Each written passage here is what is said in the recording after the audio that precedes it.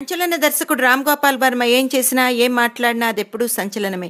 దేవుళ్ళ దగ్గర నుంచి రాజకీయ నాయకుల వరకు ఎవరో ఒకరు ఏదో విధంగా వర్మ సెటైర్ల బాధితులే. వర్మ చేసే కామెంట్స్ వల్ల అనేక సమస్యలు వ్యక్తిగతంగా అతడికి ఏర్పడినా వర్మ పట్టించుకోడు. ప్రపంచంలో ఉన్న సమస్యలన్నీ తనవే అనుకుంటూ వ్యవహరించే వర్మ ప్రతిరోజు చేసే కామెంట్స్ గురించి ఎదురు చూసేవారు ఎందరో.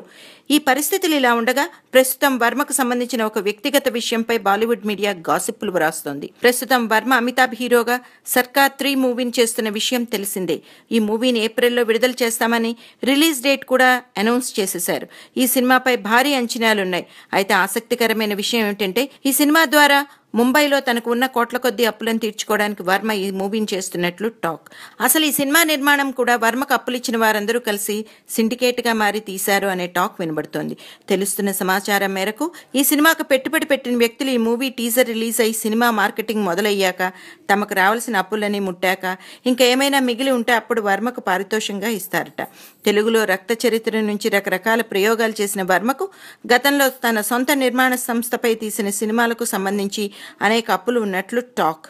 దీంతో అనుకున్న విధంగా సర్కార్ 3 బ్లాక్ బస్టర్ హిట్ అయితే వర్మకు అప్పులన్నీ తీరుతాయి. మళ్లీ కొత్త ప్రయోగాలతో సినిమాలు చేసే శక్తి వర్మకు వస్తుంది అని అంటున్నారు. బాలీవుడ్ మీడియాలో హడావుడి చేస్తున్న ఈ వార్తలలో ఎన్ని నిజాలో తెలియకపోయినా ఇప్పుడు ఈ న్యూస్ హాట్ న్యూస్గా మారిందని ఇండస్ట్రీ టాక్.